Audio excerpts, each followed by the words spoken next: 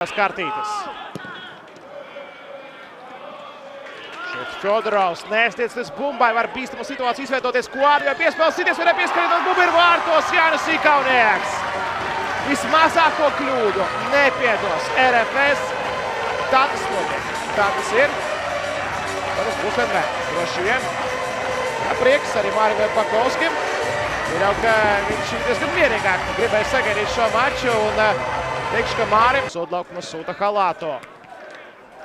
Panič un vārtu priekšā Kuārjo. Tieši tur, kur atradās Krumlāvs, nu pat nākušais laukumā.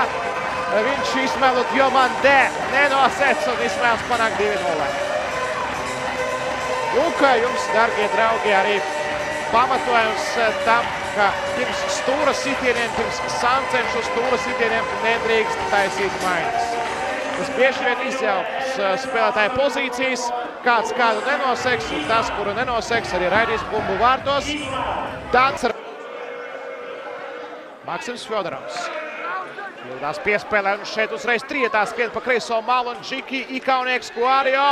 Ikaunieks pats uzsit un trāpa filigrāna stūrītī. Jānis Ikaunieks 3-0. Izcils noslēgums Ikauniekam 90. minūtē. Tie līdzjutēji, kur ir palikuši līdz galam, nenožēlo.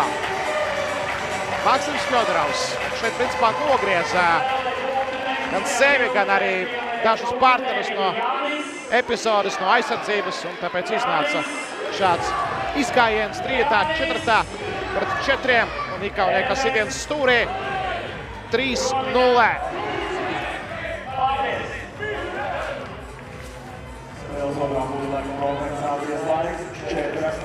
Guys, please subscribe and press like.